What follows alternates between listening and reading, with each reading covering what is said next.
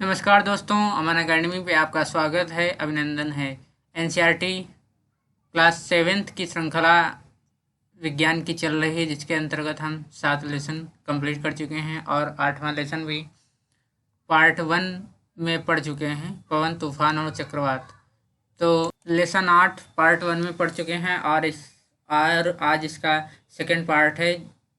जहाँ तक हम लोगों ने पिछले लेसन में जहाँ तक कंप्लीट किया था, आज उसी के आगे कंटिन्यू करेंगे। अगर आप हमारे चैनल पर पहली बार आए हैं तो हमारे चैनल को सब्सक्राइब कर लीजिए और हमारे वीडियो आपको कैसे लगते हैं ये कमेंट्स बॉक्स में लिखकर ज़रूर बताइएगा। और एनसीईआरटी पढ़ना क्यों आवश्यक है, इस पर हम आज थोड़ा आप लोगों को बताएंगे, क्योंकि एनसीईआरटी बेस होता है किसी भी सब्जेक्ट का, चाहे वो साइंस हो, हिस्ट्री हो। और क्योंकि हिस्ट्री तो और जियोग्राफी तो जितने भी हायर कंपटीशन होते हैं, आईएएस पीसीएस में भी लोग एनसीईआरटी पढ़ते हैं। तो एनसीईआरटी मेन बेसिक होता है, यानी स्ट्रक्चर होता है किसी भी सब्जेक्ट का। तो एनसीईआरटी पढ़ना बहुत आवश्यक है। एनसीईआरटी से कभी कभी डायरेक्ट क्वेश्चन पूछ दिए जाते हैं। चलिए आज हम आगे उसी को शुरू करते हैं। तो पवन धाराएं पृथ्वी के असमान रूप से गर्म होने के कारण उत्पन्न होती हैं। तो यहाँ तक पिछले पार्ट 1 में हम लोगों ने पढ़ा था और आज इसी के आगे कंटिन्यू करते हैं। बताया है कि पवन धाराएं पृथ्वी के असमान रूप से गर्म होने के कारण उत्पन्न होती हैं। यानी पृथ्वी पर क्या होता है, पृथ्वी असमान रूप से गर्म होती है, कहीं ज़्यादा गर्म हो जाती है, कहीं कम गर्म होती है, कहीं ठंडी होती है। इसीलिए क्या होता है, पवन धाराएं बन जाती हैं। यानी जहाँ पर गर्म होगा वहाँ पर की वायु क्या होगी, ऊपर उठेगी और उसी का स्थान ठंडी वायु ले लेगी। और इससे क्या होगा कि एक प्रकार की पवन की धाराएं बन जाती हैं। अब इनकी स्थितियां क्या क्या होती हैं, कहाँ पर कैसी धाराएं बनती हैं। पहला है भूमध्य रेखीय और ध्रुवीय क्षेत्रों का असमान रूप से गर्म होना। यानी जो बताया गया है कि भूमध्य रेखीय और ध्रुवीय क्षेत्रों का क्या होता है, असमान रूप से गर्म होता है। क्योंकि ध्रुवीय क्षेत्र कैसा है, ठंडा है, वहाँ पर हमेशा बर्फ जमी रहती है, तो वहाँ पर क्या होता है, वहाँ पर कम गर्मी होती है। और जबकि भूमध्य रेखा का जो क्षेत्र होता है, जो इक्वेटर होता है, वहाँ पर क्या होती है, वहाँ पर सूर्य की सीधी किरणें पड़ती हैं, जिसके कारण क्या होता है, यहाँ पर बहुत अधिक गर्मी होती है, जिससे क्या होता है, यहाँ पर की वायु गर्म होकर ऊपर की ओर उठती है। चलिए इस पे क्या है इसको पढ़ते हैं। आपने संभवतः भूगोल में पढ़ा होगा कि भूमध्य रेखा के आसपास के क्षेत्र को सूर्य को अधिकतम उष्मा मिलती है, क्योंकि भूमध्य रेखा का जो ये क्षेत्र होता है, ये जो क्षेत्र होता है, ये कैसा होता है, भूमध्य रेखा इक्वेटर होते हैं। इसको हम कहते हैं जीरो जीरो जीरो अक्षांश कहते हैं। क्या कहते हैं इसको, जीरो अक्षांश कहते हैं। तो यहाँ का जो क्षेत्र होता है, सूर्य जो होता है भूमध्य, यहाँ यानी मकर रेखा से लेकर ऊपर वाली मकर रेखा होती है और नीचे वाली कर्क रेखा होती है। तो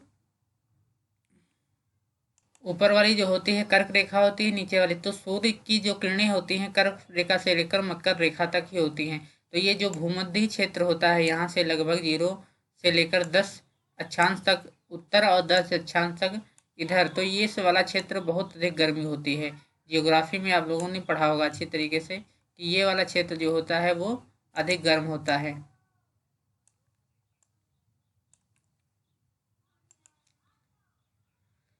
पृथ्वी पर असमान तापन के कारण वायु का प्रवाह का पैटर्न, और यहाँ पर क्या होता है कि अधिक गर्मी पड़ती है, जबकि ऊपर का क्षेत्र होता है वो कम गर्म होता है। तो वायु का जो प्रवाह होता है वो कैसा होता है कि वायु हमेशा गर्म से ठंडी की ओर गति करती है।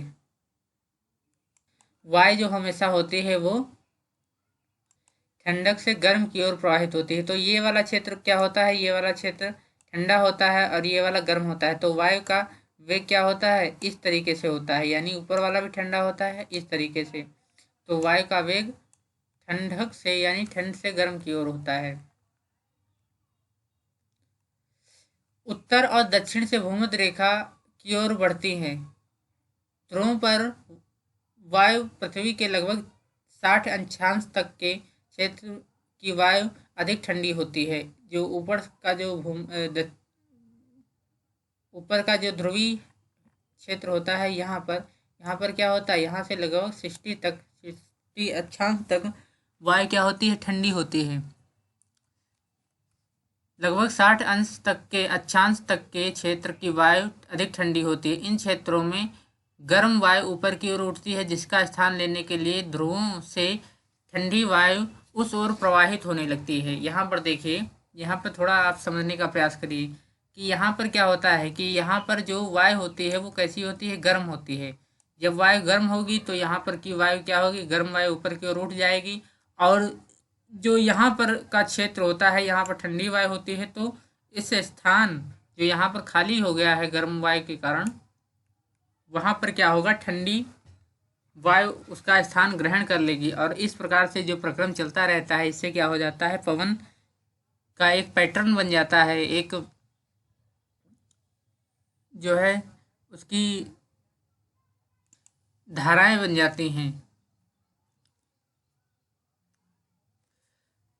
इन क्षेत्रों में वायु गर्म ऊपर उठती है, जिसका स्थान लेने के लिए ध्रुवों से ठंडी वायु उस ओर प्रवाहित होने लगती है। इस प्रकार वायु का प्रवाह ध्रुवों की अपेक्षाकृत अधिक गर्म क्षेत्र की ओर होता है, जैसा कि चित्र 8.8 में दर्शाया गया है। यहाँ पर देखिए, ध्रुवों से क्या होता है, गर्म क्षेत्र की ओर होता है। तो हम कह सकते हैं कि अक्षांश 30 तथा 60 अक्षांश के क्षेत्र में असमान रूप से गर्म होने के कारण वायु का प्रवाह 30 अक्षांश से 60 अक्षांश के ओर होता है। 30 अक्षांश से 60 अक्षांश की ओर होता है। कारण पवन का प्रवाह 30 अक्षांश से 60 अक्षांश की ओर होता है। मैं यह समझ नहीं पा रही हूँ कि चित्र में दिखाई गई पवन की दिशा ठीक उत्तर दक्षिण दिशा क्यों नहीं है। पवन के प्रवाह की दिशा उत्तर दक्षिण दिशा के उत्तर से दक्षिण की ओर तथा दक्षिण से उत्तर की ओर होती है। दिशा में यह परिवर्तन पृथ्वी के घूर्णन के कारण होता है। पृथ्वी के घूर्णन के कारण होता है। थल और जल असमान रूप से गर्म होना। अध्याय 4 में आपने पढ़ा है कि समुद्र समीर और थल समीर के विषय में पढ़ा है। ग्रीष्म काल यानी गर्मियों में स्थलीय क्षेत्र थलीय क्षेत्र जो होता है अधिक तेजी से गर्म होता है, और अधिकांश समय थल का ताप समुद्र जल की अपेक्षा अधिक रहता है। थल के ऊपर की वायु गर्म होकर ऊपर उठती है, इससे पवन समुद्र से स्थल की ओर बहती है। या मानसूनी पवन होती है। या कैसी होती है, मानसूनी पवन होती है। मानसून शब्द की उत्पत्ति अरबी शब्द मौसम से हुई है, जिसका अर्थ है ऋतु। जिसका अर्थ क्या होता है, ऋतु। यानी मानसून शब्द की जो उत्पत्ति होती है वो अरबी शब्द मौसम से हुई है। यहाँ पर जो है पवन की गति के चित्र दिखाया गया है। ये चित्र दर्शाया गया है पवन की गति का। सर्दियों में पवन के प्रवाह की दिशा विपरीत हो जाती है, अर्थात यह थल से समुद्र की ओर बहती है। मैं यह जानने को उत्सुक हूँ कि ये पवन धाराएं हमारे लिए क्या करती हैं। समुद्र से आने वाली पवन अपने साथ जलवाष्प लाती है, जिससे वर्षा होती है। यह प्रक्रम जलचक्र का एक चरण है। गर्म मानसून हवाएं अपने साथ जलवाष्प लाती हैं, जिससे वर्षा होती है। बादल लाते हैं और हमें आनंद का अनुभव कराते हैं। हमारे देश में किसान अपनी फसल के लिए प्रमुख रूप से वर्षा पर निर्भर करते हैं। बादलों और वर्षा से अनेक संबंधित अनेक लोकगीत प्रचलित हैं। यदि आपको ऐसा कोई गीत या कविता याद हो तो अपने मित्रों के साथ उसे गाकर इसका आनंद उठाएं। आपकी सहायता के लिए एक कविता बॉक्स में दी जा रही है। यहाँ पर एक कविता भी दी गई है कि उमड़ घुमड़ कर बादल आए बादल, उमड़ घुमड़ कर आए बादल, आसमान में छाए बादल, मानसून में आते बादल, बूंदों को बरसाते बादल, बिजली को चमकाते बादल, खेतों को लहराते बादल, सागर से हैं बनते बादल और सागर में मिल जाते बादल। बहुत अच्छी कविता है। तथापि वर्षा सदैव सुखदायी नहीं होती है। कभी कभी वर्षा अनेक समस्याओं को जन्म देती है। क्या आप ऐसी कुछ समस्याओं के नाम बता सकते हैं? आप अपने शिक्षिका और माता पिता से वर्षा के संबंध में समस्याओं के कारण और निवारण पर चर्चा कर सकते हैं। कुछ प्राकृतिक घटनाएं ऐसी परिस्थितियों को जन्म देती हैं जिससे कभी कभी आपदाएं आती हैं, जिससे मनुष्यों, जंतुओं और पौधों के जीवन के लिए संकट उत्पन्न होता है। आइए हम ऐसी दो घटनाओं की चर्चा करते हैं, जैसे तड़ित झंझा या इसको कहते हो तड़ित बिजली और चक्रवात, यानी दो ऐसी परिस्थितियां होती हैं जहां पर क्या होता है, जहां पर क्या होता है कि इससे हानि होती है, जन हानि, जान माल हानि की नुकसान होती है। तड़ित झंझा और चक्रवात क्या है? तड़ित झंझा भारत जैसे गर्म आर्द्र उष्णकटिबंधीय क्षेत्रों में अक्सर विकसित होते रहते हैं। ताप में वृद्धि होने के कारण ऊपर की ओर उठती हुई पवन प्रबल हो जाती है। पवन वायु में पहले से विद्यमान जल बूंदों को अपने साथ ऊपर की ओर ले जाती है, जहां ताप कम होने के कारण वे जम जाती हैं और पुनः नीचे की ओर गिरने लगती हैं। गिरती हुई जल की बूंदों और तीव्र वेग से ऊपर उठती हुई वायु की परस्पर क्रिया से बिजली कौंधती है, जिससे ध्वनि उत्पन्न होती है। इस घटना को हम तड़ित झंझावत कहते हैं। क्या कहते हैं? तड़ित झंझावत कहते हैं। यदि झंझा के साथ बिजली भी गिरे तो उसे तड़ित झंझावत कहते हैं। इसमें निम्नलिखित सावधानियां बरतनी चाहिए। जब बिजली कभी भी जब बारिश के साथ बिजली कड़कती है तो हमें ध्यान रखना चाहिए कि इसमें कुछ सावधानी रखनी चाहिए। किसी ऐसे वृक्ष के नीचे आश्रय ना लें जो अलग थलग हो। यदि आप वन में हैं तो किसी छोटे वृक्ष के नीचे आश्रय लें, खुली जमीन पर न लेटें। धातु की डंडी वाले छाते का उपयोग ना करें। खिड़की के निकट ना बैठें। खुले गैराज या भंडार शेड, धात्विक चादरों की छत वाले शेड आदि आश्रय लेने के लिए उपयुक्त नहीं होता है। कार अथवा बस आश्रय लेने के लिए सुरक्षित स्थान है। बताया गया है कार में अगर बैठे हैं या बस में हैं तो आप सुरक्षित स्थान है। यदि आप जल में हैं तो बाहर निकलकर किसी इमारत में चले जाएं। जब बिजली गिरती है तो ये सब सावधानियां बरतनी चाहिए। कहते हैं आप तड़ित झंझावत के बारे में उच्च कक्षाओं को विस्तार में पढ़ेंगे, कक्षाओं में विस्तार पढ़ेंगे। तड़ित झंझा कैसे चक्रवात बन जाता है? आप जानते हैं कि जल को द्रव से वाष्प अवस्था में परिवर्तित करने के लिए ऊष्मा की आवश्यकता होती है। क्या वाष्प के द्रव में संघनित होने पर वह ऊष्मा वापस मिल जाती है? इसके समर्थन में आप कोई अनुभव बता सकते हैं? बादल के बनने से पहले जल वायुमंडल से ऊष्मा लेकर ऊष्मा में परिवर्तित हो जाता है। बादल बनने से पहले जल वायुमंडल से ऊष्मा लेकर वाष्प में परिवर्तित हो जाता है।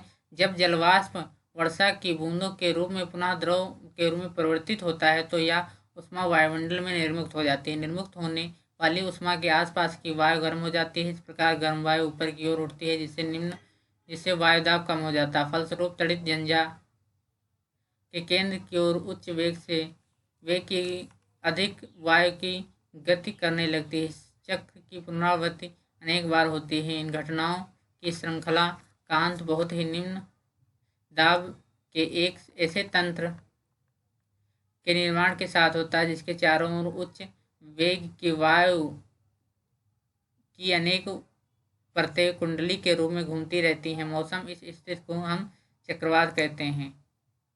वायु वेग और वायु की दिशा चक्रवात के तापमान और आर्द्रता में वृद्धि करने वाले कुछ कारक हैं।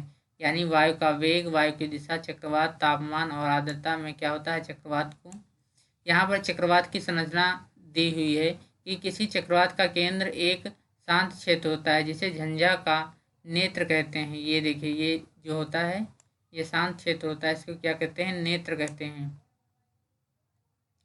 कोई विशाल चक्रवात वायुमंडल में वायु का तेजी से घूर्णन करता पिंड होता है जो पृथ्वी तल से 10 से 15 किलोमीटर की ऊंचाई पर स्थित होता है।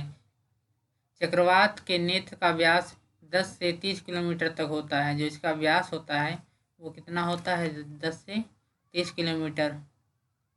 और इसमें पवन का वेग न्यून होता है। यदि शांत और स्पष्ट नेत्र के इर्द गिर्द लगभग 150 किलोमीटर अमाप का बादल का क्षेत्र होता है। यह क्षेत्र उच्च वेग की पवन यानी 150 से 250 किलोमीटर प्रति घंटे और सघन वर्षा वाले घने बादल होते हैं। इस क्षेत्र से परे पवन वेग क्रमशः कम हो जाता है। चक्रवातों की उत्पत्ति की प्रक्रम अत्यधिक जटिल होती है। इसे एक प्रतिरूप चित्र द्वारा दर्शाया गया है। यहाँ पर देखिए ये चक्रवात की संरचना किस तरीके से होती है, ये पूरा चित्र बना हुआ है।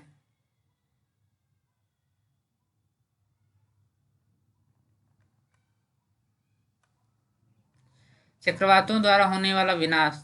चक्रवात काफी विनाशकारी होते हैं। तेज पवन समुद्र के जल के तटों की ओर ढकेलती है। तेज पवन समुद्र के जल को तटों की ओर ढकेलती है, भले ही चक्रवात तट के सैकड़ों किलोमीटर दूर हों। ये चक्रवात के आगमन से पूर्व संकेत होते हैं।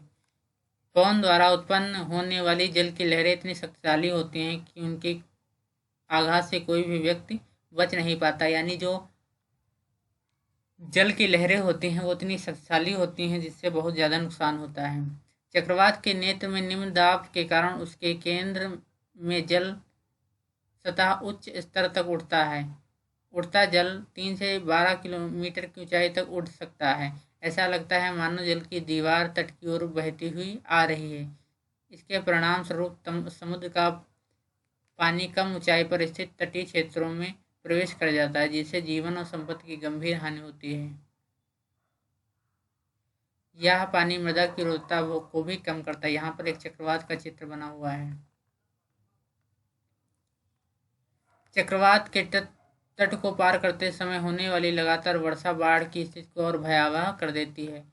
चक्रवात के कारण समुद्र के जल की ऊपरी उठती हुई लहरें, ये देखिए इस तरह से जो है चक्रवात आता है। अब यहाँ पर कुछ और जानकारी दी हुई है कि चक्रवात को विश्व के विभिन्न भागों में भिन्न भिन्न नामों से जाना जाता है। जैसे अमेरिका के महाद्वीप में इसे हरिकेन कहते हैं, फिलीपींस जापान में यह टाइफून कहलाता है। जैसे ये देखिए यहाँ का जो ये अटलांटिक महासागर है, हिंद महासागर है, तो जो ये वाला क्षेत्र होता है अरब सागर है ये, तो यहाँ पर जो होता है इसे हम चक्रवात कहते हैं। जबकि जो अमेरिकी क्षेत्र होता है ये दक्षिणी अमेरिका, ये उत्तरी अमेरिका, तो यहाँ पर जो होता है इसको हम क्या कहते हैं, हरिकेन कहते हैं। ये क्या कहते हैं, हरिकेन कहते हैं। जबकि जो टाइफून होता है चीन और या फिलीपींस का जो क्षेत्र होता है, जापान का होता है, इसे टाइफून कहते हैं। और हिंद महासागर में से चक्रवात भी कहते हैं। तो अन्य अन्य महाद्वीपों में इसका अन्य अन्य नाम होता है। किसी टॉर्नेडो का व्यास 1 मीटर जितना कम अथवा 1 किलोमीटर अथवा उससे भी अधिक हो सकता है। टॉर्नेडो की कीप जैसी संरचना उसके आधार के आसपास की धूल, पत्थर, कंकड़, कचरे और अन्य छोटी बड़ी वस्तुओं को अपने अंदर खींच लेती है निम्न दाब के कारण, और फिर उन्हें अपने शीर्ष के निकट बाहर की ओर ढकेलकर फेंक देती है। टॉर्नेडो के घातक प्रहार से जीवित रह गए कुछ व्यक्तियों द्वारा किए गए विवरण इसकी जानकारी के प्रस्तुत हैं डिस्कवरी चैनल की यंग डिस्कवरी सीरीज से। मैंने बादल यहाँ पर डिस्कवरी चैनल से एक सीरीज का जो है उल्लेख किया गया है। मैंने बादल को अपनी ओर आते देखा और घर के भीतर आश्रय लेने का प्रयास किया, लेकिन जैसे ही मैं दरवाजे तक पहुंचा घर हवा में उड़ गया। मुझे कतई चोट नहीं लगी। तूफान के बाद हमें गेहूं के खेतों से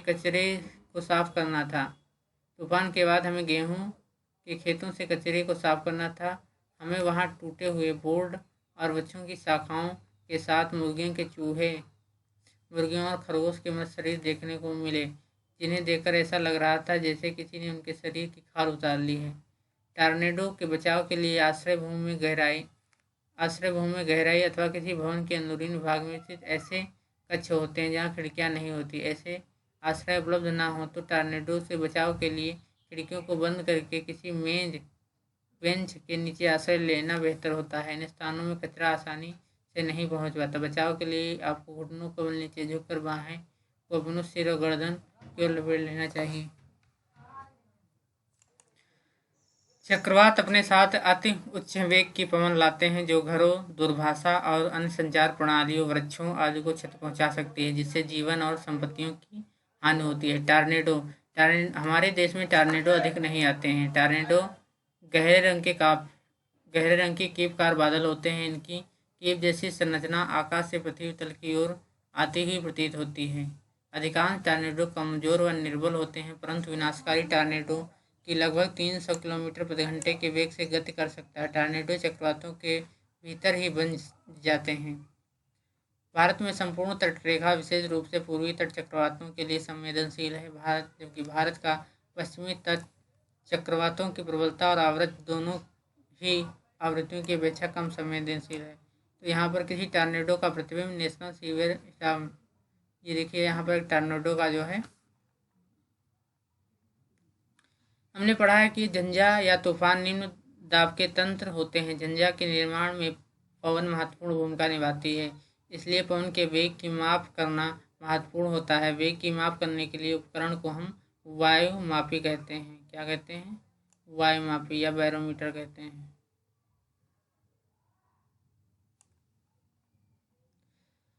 प्रभावी सुरक्षा उपाय। चक्रवात के दुष्परिणामों को कम करने के लिए निम्नलिखित व्यवस्थाएं सहायक हो सकती हैं। सरकारी सामाजिक व्यवस्था पर स्तर। चक्रवात पूर्वानुमान और चेतावनी की सेवा। सरकारी संस्थाओं, समुद्र तटों, मछुआरों, जलपोतों और आम जनता को शीघ्र चेतावनी देने के लिए तीव्रगामी संचार व्यवस्था। चक्रवात संभावित क्षेत्रों में चक्रवात आश्रयों का निर्माण और लोगों को तेजी से सुरक्षित स्थानों पर पहुंचाने के लिए प्रशासनिक व्यवस्था।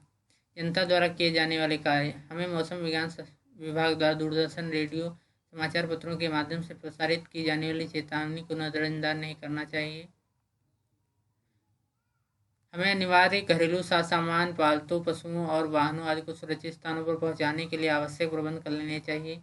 जलमग्न सड़कों पर वाहन चलाने से बचना चाहिए, क्योंकि बाढ़ से सड़कें क्षतिग्रस्त हो सकती हैं। सभी आपातकालीन सेवाओं जैसे पुलिस, अग्निशमन दल, चिकित्सा केंद्रों के टेलीफोन नंबर की सूची अपने साथ रखनी चाहिए। यदि आप चक्रवात प्रभावित क्षेत्रों में रहते हैं तो कुछ और सावधानियां हैं। ऐसे जल का पीने के लिए उपयोग ना करें जो संदूषित हो सकता है। आपात स्थिति में पेय जल का संग्रहण करें। गीले स्विच और खंभों से टूटे गए बिजली के तार को न छुएं। महज मनोरंजन के लिए बाढ़ अथवा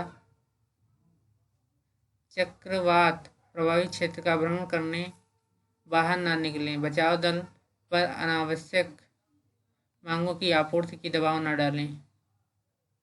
अपने पड़ोसियों मित्रों को यथासंभव सहयोग करने में प्रदानता करें।